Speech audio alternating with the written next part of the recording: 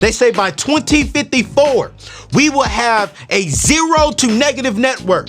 A zero to negative net worth. But black people will have amazing weddings. We spent $30,000 on a wedding when on average we're making $40,000 and $45,000 a year. Makes no freaking sense.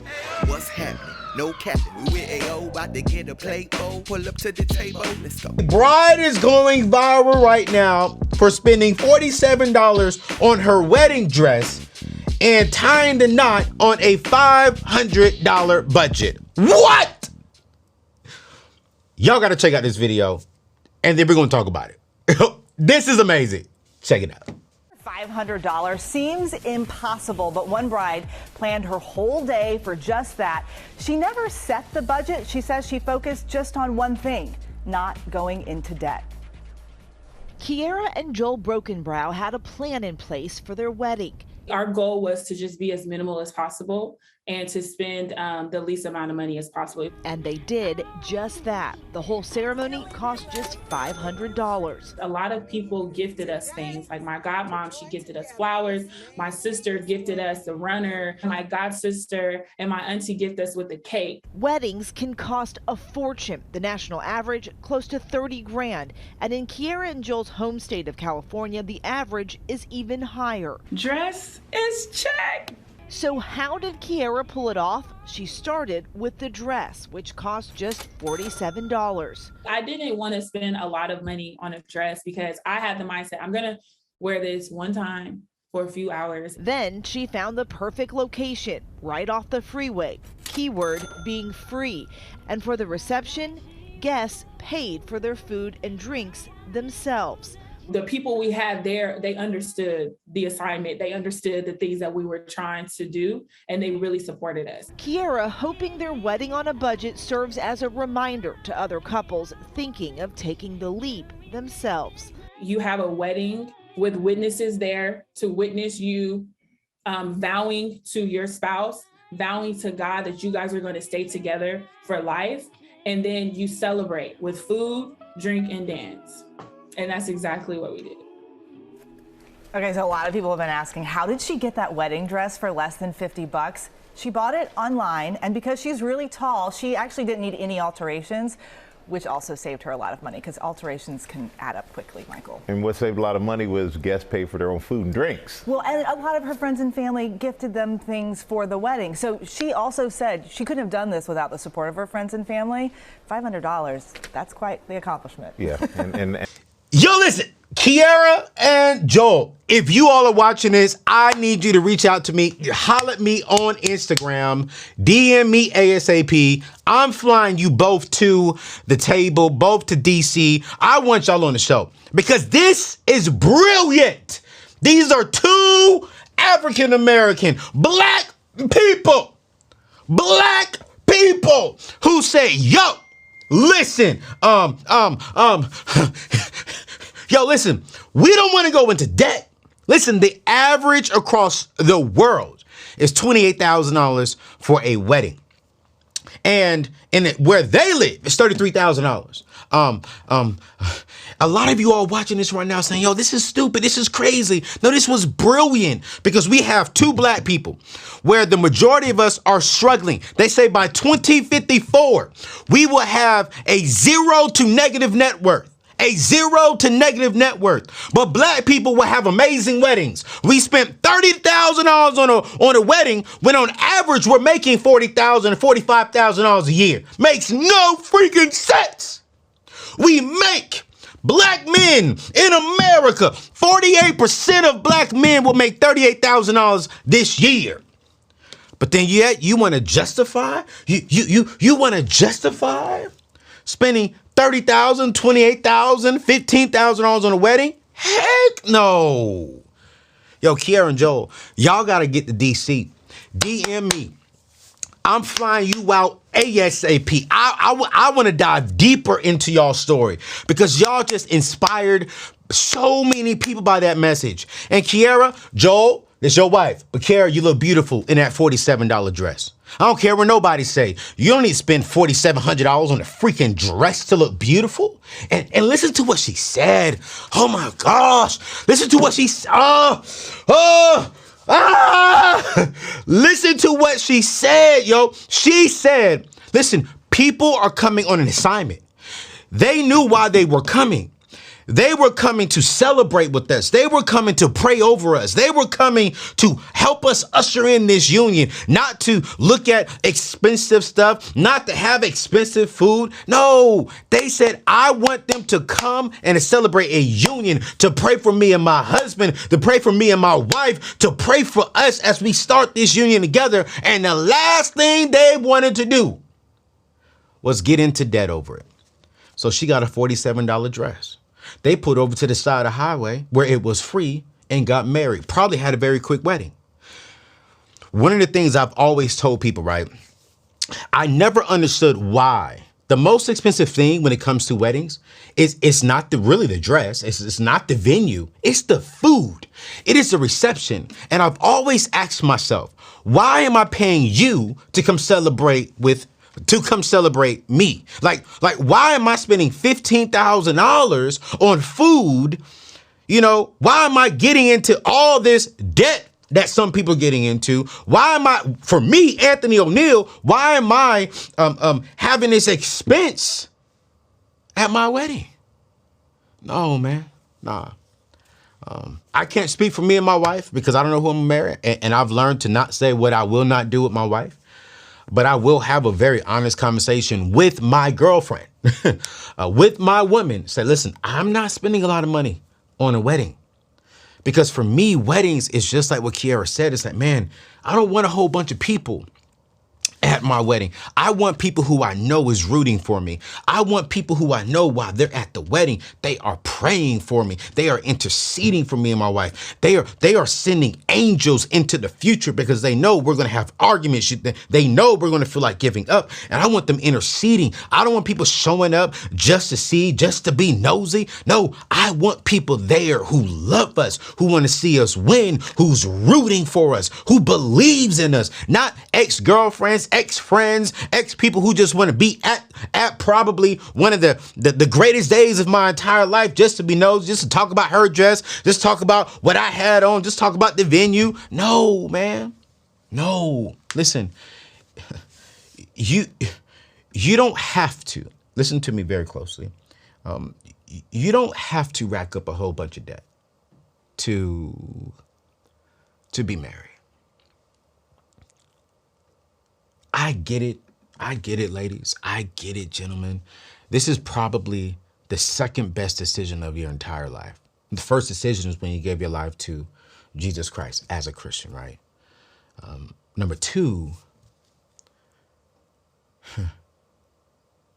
it's when you decide to do life, to build the kingdom, to contribute to this earth with the partner, to marry someone that prayerfully you two will bring another life into this world.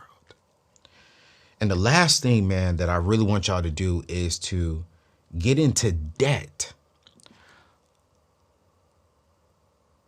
is to rack up all of this expenses and then get into year 3 of your marriage, year 5 of your marriage, and you're still paying for your expensive wedding. You know, my mom, my biological mom and my father, right, they never had a wedding. My biological mom and father, I say other father, but he's my father, right? I hate the term stepfather. He's my daddy. They never had a wedding, never had a honeymoon. And you know why? Because they couldn't afford it. And I want you to have a wedding. And I'm not saying I want you to spend $500 on a wedding. But what I am saying is be wise and think about your future. Think about what you want to do. About what? was about 2 weeks ago, 2 or 3 weeks ago. I got a text message from a guy, and he said, "Hey man, my girlfriend wants to go to Greece to celebrate our 2-year anniversary, but I want to pay off this debt, and I want to pay off this debt this month, so I can buy her ring next month and propose to her the month following." So let me say this again. His girlfriend wants to go to Greece in 3 months. He's saying, "I want to propose in 3 months." He asked me, what should he do? And I said, "Brother, listen here, man. I will continue with your plan. Pay off the debt. Man, get the most amazing ring that's within your budget and propose. And tell her, babe, I got something better for you. Instead of going to Greece as my girlfriend, drop on one knee. And I want you to go with me to Greece as my wife." You see, when we can put our priorities first, everything else will fall into place. Kiara and Joel have really showed us the example of priorities. We want to go into our marriage freedom, not in bondage. And oftentimes you don't understand. Some people are going, "Ooh, God just gave it to me." Pastor Mike McClure said this to me a few years ago. He said, "Man, so many people are in beautiful bondage, and so many people are getting married going into beautiful bondage. They have beautiful pictures. They had a beautiful ceremony. They had a beautiful reception. All this amazing, tasteful food, this beautiful honeymoon, coming back to beautiful bondage. $30,000, $50,000 in debt. Having to go out there and work hard and get extra jobs and put things on credit cards now and put things on personal loans because they weren't willing to sit here and say, you know what? We don't need all this. What we need is each other. What we need to do is make sure that we lay down a solid foundation going into our marriage. The last thing you want to do going into the first year of your marriage is having a bunch of debt that was unnecessary. And so, Kiara, Joel, my hat's off to you. DM me if you all see this video. If y'all know Kiara or Joel, send them a message, show them this video. I am personally flying them to DC to come to the table, and I just want to talk why. Because I get slammed when I say I'm not spending 10 grand on a wedding. And honestly, when I talk to my woman, I'm saying, listen, I don't want to do a lot on the wedding. Now, I'll drop a lot on the honeymoon. And because of my financial resources today, but man, listen, she gonna have to really, I don't know if I want to spend a lot of money on the reception. I'm just gonna be real. I'm just gonna be real. So listen, if you're watching this, I like to end my reactions with this. If you are about to get married, the very first thing, there's 3 things that you all need to do. Here's number 1. Number 1 is you two need to sit down and write the vision for your marriage. What do you want the first year looking like? And what do you want year 1, year 3, year 5? And I'm talking about financially. What is the vision for your money going into your marriage, right? Once you have the vision for your vision for your money should set the budget for your wedding. Okay.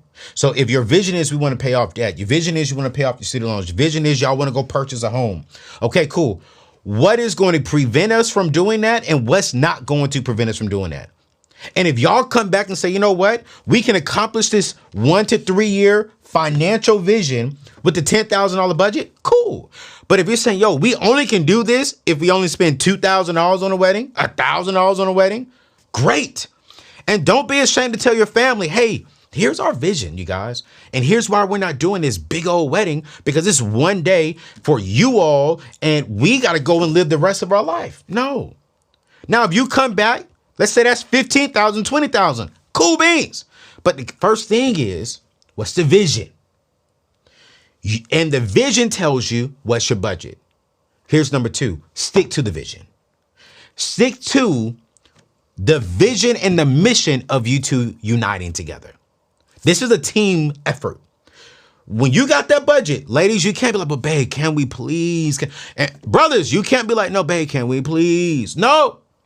Once you have that budget for the wedding, stick to it. Number 3. And I say this respectfully. Not everyone needs to be at your wedding. There are going to be some people disappointed with me who think they're going to be invited to my wedding, but they're not. I really want people in my wedding who's not there to look at how much money we spent, but I really want people there interceding. One of the greatest visions that I have is that when we get married, I want everyone, somehow in a way, don't know how I was going to do it, don't even know if my wife is going to like it, you know? I'm going to ask, like, babe, I want everyone at that wedding, I want them to be able to lay hands on us. I want to get a picture of just me and my wife in the middle, and the pastor who's marrying us, our family, our parents, our siblings, our aunties, our uncles, our family, our loyal friends. Everyone is just touching each other, that's leading to us and praying over us. I want God's presence in the room that day, because I know marriage is not easy. And I know I'm going to need God in that. God first, then we celebrate. And we're going to celebrate with the people who I know love us. So number one, get a vision for the next 3 years. Number two, the vision sets, okay, the budget for the wedding. You stick to that. Then number three, at your wedding, make sure that you only have people there who genuinely love you. Joel, Kiara, love you all. Thank you for being an example. Both of y'all were looking sharp. Man, amazing, amazing, amazing.